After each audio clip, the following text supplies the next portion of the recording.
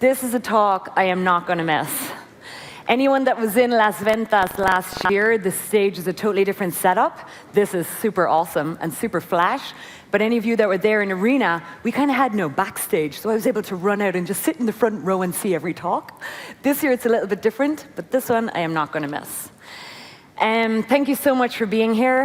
I'm extremely excited about our next slot in the program. I've been doing nothing for the last 2 days, only ticking bucket lists. You know those lists you make that someday I'm gonna do this, someday I'm gonna see this. Well, someday I was gonna bring Robin Chase to South Summit. And that day is today. And I am so honored to share this opportunity with all of you guys. This woman is an absolute icon and role model. Jaime, I love it. Brilliant. He's got a seat in the front row, my amazing intern. Robin Chase is an absolute inspiration to entrepreneurs worldwide.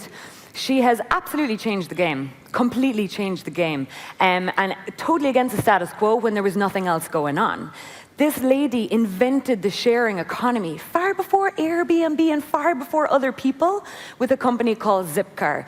And it's really come from what appears to be a totally different way of seeing the world and how people work, live, transact together. This lady is an absolute disruptor, but I believe in the best sense in that she's making the pie bigger for everyone all of the time. So it's not just an economic model, it's not just profit-driven, she's really changing the philosophy on how people are doing business. And it is my absolute honor and privilege and excitement to introduce Robin Chase to the stage, please. Welcome. Thanks for being here. That was a very nice introduction. I'm really happy to be here. And I'm hoping to expand your idea of the sharing economy into a larger collaborative economy. And this is a new organizational structure that is completely transforming how we build businesses, how we work, and ultimately how we shape economies. So, if we think about Zipcar, I think there were 3 reasons why I think we had a high likelihood of success. The first is that we leveraged excess capacity, meaning, think about the old ways that you could buy a car. You had 2 options. Old ways you could consume a car. One is you bought the entire car. It costs about 6,000 euros a year on average, 18% of the average household's budget, yet you only use it 5% of the time. The second way is you could do car rental, and you'd buy it in these 24-hour bundles, even if you needed it for 2 hours or for 26 hours. So both ways you could consume a car in the past, you always were forced to buy more than you needed. So I knew that the economics were on my side because there was a lot of excess capacity in the system. The second thing we did is we built a platform for participation, that we put the customers right up directly with the cars. And I want to remind you, this is in 2000 that we launched this company. And the third thing we did is we built, oops, let me go back. There's a missing slide. The third thing that we did is we thought of our customers as our members. And so again, if you think about the car rental model is very, very adversarial. So I'm the customer, the company, and I'm looking at you, and I'm saying, oh, I know you're going to ruin the car, I absolutely don't trust you. And you, as the customer on the other side of the counter, and looking at me and saying, oh, you know, you told me it was going to be this price, but now you're trying to get me to buy a fancier car, you're trying to sell me insurance, is very adversarial. Neither side trusts each other. Zipcar said, we're going to take this counter away, and in fact, we're all in this together. You're going to help us build this business. You're going to be our co-creator. So we're going to ask you, where are the right places to park cars, which kinds of cars we should get. We're going to give you the fuel card, a credit card to fill the car up when it's at a quarter tank. We're going to trust you to do all sorts of things that we as a company used to only think we could do. So they really were our collaborators. And if we think about this idea of being a collaborator, I found this cartoon, which is amusing to me. So here's Moses coming down out of the mountain with the 10 Commandments, and it's, excuse me, is there a section on the bottom for comments? Like, even with God, we think of ourselves as collaborators and co-creators. And if you think of, that was back in 2000, and if you think of today in 2016, profoundly, we don't think of ourselves as passive consumers sitting back. We think of ourselves as co-creators and collaborators. So this is no longer even a novel idea, it's status quo. So if we think of these three things, excess capacity, people, and platforms, these are the three building blocks, the key components for this new economy. And it's this that I'm calling Peers Inc., people and platforms inventing the collaborative economy and really reinventing capitalism.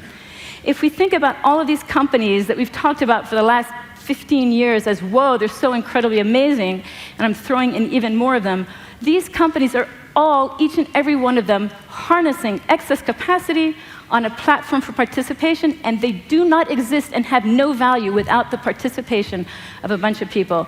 And here, just to call one out, Skype. They built a telecommunications company on the back of my laptop, my video camera, my internet connection. Like, that's an amazing and unheard of thing. And I threw down the side here, if I think about the free and open source movement, that's a Peers Inc. collaboration. Massive online open courses, a Peers Inc. collaboration. Crowdsourcing, crowdfunding, co-working, all of this, a Peers Inc. collaboration. Each of these is this. So my favorite example, if we think about dealing with excess capacity, it is fundamentally an act of sharing. You're saying, I don't have complete control of this asset, I'm having to share it. And so the best example, of course, would be bed sharing. I do a lot of bed sharing because, do you guys do any bed sharing out there? I do bed sharing because I travel a lot, and I like to stay in different countries. I want to stay at my friends' houses, in their multi-purposed room, their home office, and their, crummy bed. And if I'm lucky, I get a double bed, yes. And if I'm unlucky, ick, they told the teenager, you go sleep on the couch and Robin sleeps in your room. And I definitely don't want to do that, and that's why we invented hotels. Hotels are profoundly bed sharing. So, you know where I'm going.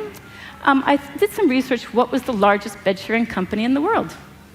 The Intercontinental Hotels Group. They've been around for 65 years, 650,000 rooms in 100 countries. And we can know that that was a really hard job and difficult because Hilton, number 2, took 93 years and they weren't as big. So, Airbnb, in its 4th year, had 650,000 rooms. And this is where I want you to say, wow, oh my God, what happened? How can this, the world has transformed? And this is why we should be so how can I do this? How can I repeat it? What on earth is happening? Couchsurfing, in its 9th year, had 2.5 million rooms for rent. So what is going on? What is going on? Why did we ever build companies and governments and institutions? We built them to do things that we as individuals couldn't do. And so what were those things? Things that were going to require lots of money, so if it's going to cost millions of dollars, don't ask me, Robin Chase, I don't have millions of dollars. I have to build a company to do this. If it's something that's going to require lots of kinds of intelligence, I'm brilliant at 2 things. If it's going to take 10 things or 15 things, forget it. I can't do it. If it's going to be something that's requiring standards and standardization and consistency, I'm a puny person. I can't say, do it this way every time. You don't care what I say. So we need to have these big entities to do these things. And I think of these as industrial strengths. Well, it turns out individuals have strengths that they're way better at than the big guys. So I think of these not just as people, but local NGOs and local companies. And what are their strengths? Localization and customization and specialization. And if you think about the last 100 years of industrial economies, it has been ripping out the localized, customized, and specialized out of it to deliver big standardized products that you could get economies of scale on. Turns out these 2 things are very, very complementary. And now the internet exists, and dealing with many small parts is no longer an issue. So we have this potential for a brand new collaboration that never existed before, where each side can deliver what they do best and leave on the table for the other side. So we can have the best of industrial capitalism and the best of this unique, individualized, customized thing. And it's this new collaboration that is intriguing to me. So the Inc. delivers the platform for participation, and the peers give the diversity of offering. And if I think about this, I see it as a very yin-yang model. It's very symbiotic and complementary, and each side leaves on the table enough for the other side to participate. And it's all swimming in this sea of excess capacity. So I'm going to go through these. If I think about excess capacity, I love it. As an environmentalist, it's very resource efficient, and as a business person, it's incredibly cost efficient. So I'm defining excess capacity as something that already exists, it's already been paid for, but there's more value there. So all of you out there, if you remember one thing from this talk, it is to think about excess capacity and identify it. So once you've found it, what do you do with it? Number one, you slice it. That's what Zipcar did. It took a big asset and said you only can pay for it just by the hour and just pay for what you want. Or you could aggregate it, and that's what Airbnb did. It took a whole bunch of little tiny parts, put them all on one platform. And think about how different it is. 1 million rooms or bed and breakfasts around the world is profoundly different than on a platform with one insurance product, the same way to communicate and to pay and compare and contrast. But the third and most exciting way is to open it up and to say, oh my God, here's this excess capacity, what good ideas do you have? And my example here would be the open data movement. And so McKinsey had this nice report on open data. 50 governments have opened up their 1 million data sets, and McKinsey says, you know what? There is $3 trillion of value embedded in there. So just think, this was something that used to be up in the cloud or in filing drawers, already paid for, already exists, and there's $3 trillion worth of new value to be extracted. The platform would be the open APIs. If we look at the ink, what does it provide? It provides its platformness. So I think about platforms, they organize many, many parts, they make complex things simple, and very importantly, they give the power of the large over to the small, and you get all of the advantages of scale economies and high growth. I think you guys had earlier Fred Mazzella from BlaBlaCar, and here we have, this curve is very, very typical for platform companies. They're really hard to do. They take a long time to get going. But you can see once you get that platform ready, you can have incredible growth. So they're moving 4 million people every month, which is the same as 10,000 high-speed trains or 10,000 747s, yet they did not buy a track, buy a train, buy a plane. It is a platform for participation, harnessing excess capacity, and inviting in the collaboration of others. So if we look up the peers, what do the peers deliver? Diversity, which is why this economic model beats out all economic models. It's this diversity that delivers the innovation and the creativity and resilience and redundancy. My example here would be smartphones and apps. The smartphone is the platform. It is way, way, way harder to build the platform, to build the smartphone. It costs hundreds of millions of dollars to do it. But the apps are really light and easy, and I'm bringing my life experience in my sector onto the platform. So since smartphones have been invented, we've now had probably more than 2 million apps have been invented in a period of 8 years. If we think about this is probably the most creative period of time in the history of humans. And why? Because we had this very, very powerful thing where each one of us, with our own life experience, that this is what I want to do with it. It's also leveraging something that you already paid $600 for. So think of what fraction of those apps are worth buying the entire phone for. Very, very few. We are all apps are free riders on your smartphone. What I love about this Peers Inc. model is it has some characteristics that are so incredible that I think of them as miraculous. And before I tell you the miracles, I want to make you really depressed, so then when I tell you the miracles, you go, my life is good. So the most impressive thing I know is climate change, and this is to show that 2015 was so much hotter than the previous hottest years ever, and yet every single month of 2016 has been the hottest one. Scientists are telling us that by 2100 we will be plus 5 or 6 degrees centigrade warmer than today. And the question for all of us is, what does it feel like? What does it mean to warm a planet by 6 degrees? What does that feel like for us? Well, interestingly, we can look back at the last ice age, 20,000 years ago, and that's when we were minus 4.5 degrees. That was 20,000 years ago from today. And I just want to point out to you, this is the thickness of ice sheets. Where I sleep in my bed in Boston, my little bed would be here. It was under 1.5 kilometers of ice. That's what 4.5 degrees means, and that was 20,000 years ago. So if you want to understand when people say it's catastrophic and a crisis, we are going forward that amount of ecosystem change in 85 years. So yeah, we will be dead. We need to be paying attention to this. So my friend Bani Banerjee at Stanford had this great sentence: you can't solve exponential problems with linear solutions. And that is what we have been doing. And my answer is try Peers Inc. We have to use this organizational structure. So now to the miracles, which I know you are ready for. So miracle number one. Because we are leveraging excess capacity, we can defy the laws of physics.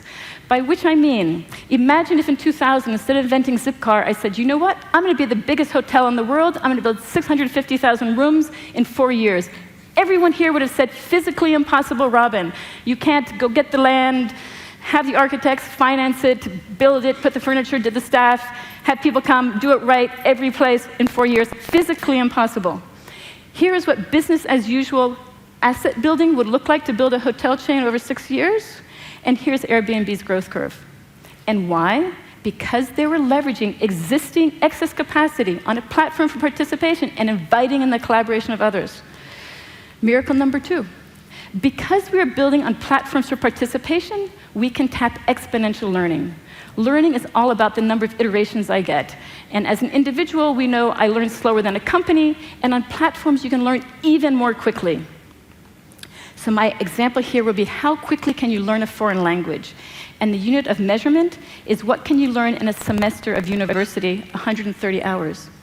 It used to be that the Rosetta Stone was the number one. Very expensive, and you would do it because, whoa, you can do it in only 54 hours. Sounds fantastic, yes. My new favorite company is Duolingo, free online language learning. And when you talk to that CEO, he will tell you every single one of his questions is an A/B test.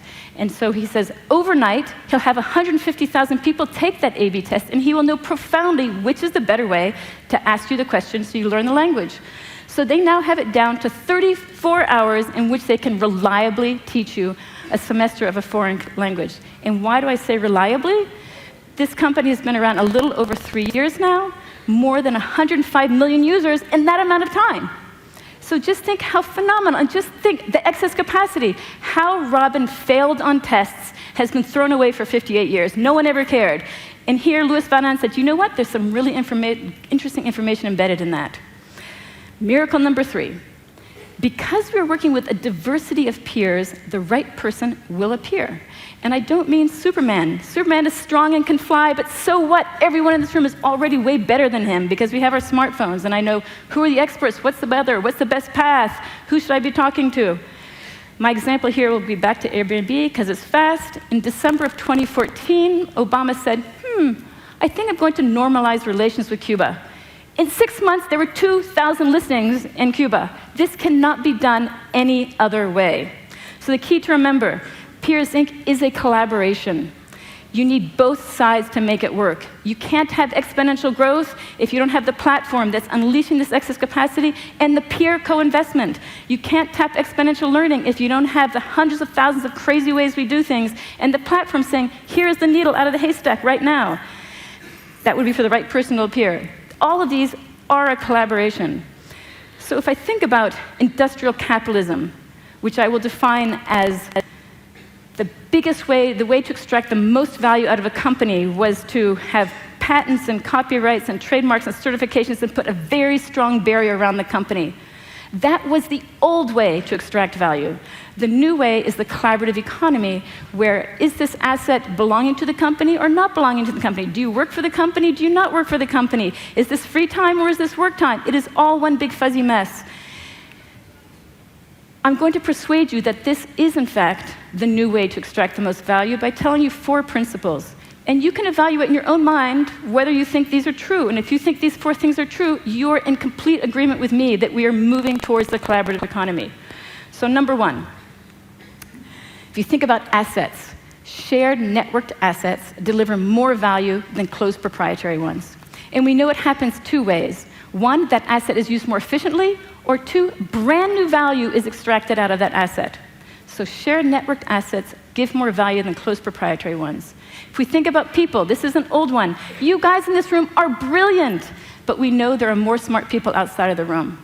Since the internet exists, we know that more networked minds are smarter, more creative, more local, more special, more customized than anybody in a company or in a country.